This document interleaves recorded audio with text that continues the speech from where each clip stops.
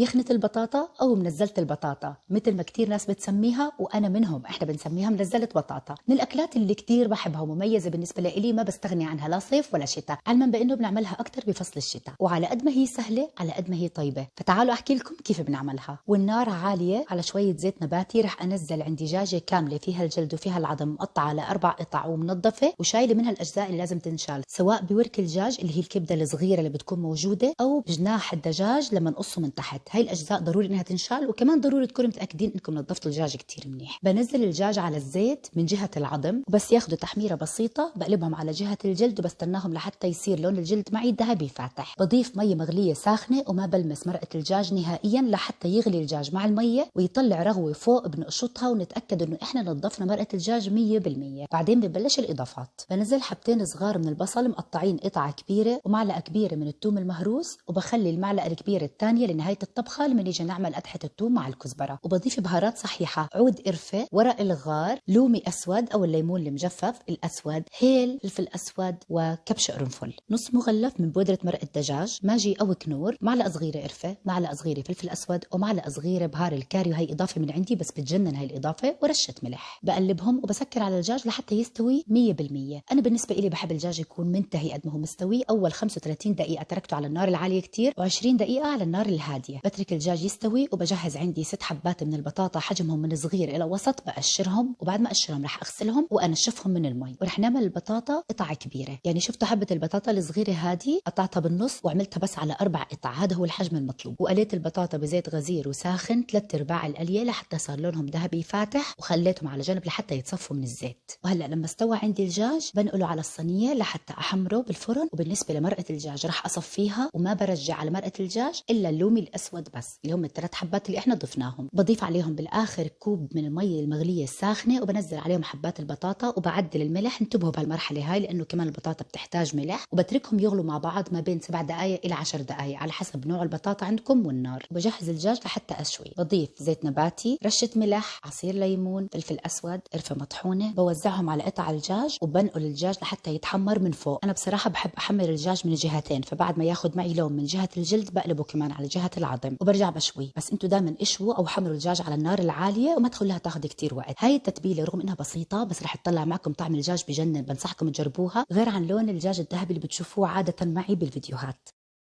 وتقريبا هون عندي بلشت البطاطا تغلي مع مرقة الدجاج بعد 7 دقائق. هيك بتكون استوت بدون ما تخبص معي البطاطا أو تتكسر الحبات. وهلأ بنعمل لها قدحة الثوم مع الكزبرة الخضراء. على شوية زيت نباتي نزلت معلقة كبيرة من الثوم المهروس، وكمان معلقتين 3 من الكزبرة الخضراء. ضيفوا ونقصوا على حسب رغبتكم طبعا، سواء للثوم أو الكزبرة. بنقلبهم مع بعض بالزيت النباتي لحتى يصير لون الثوم ذهبي فاتح، وبننزله على المرقة لحتى يغلوا مع بعض تقريبا غلوتين 3، وبنسكر عليها وبنقدمها. بالنسبة للدجاج شفتوا ما أحلى لونه، وكمان طعمه كان بجنن.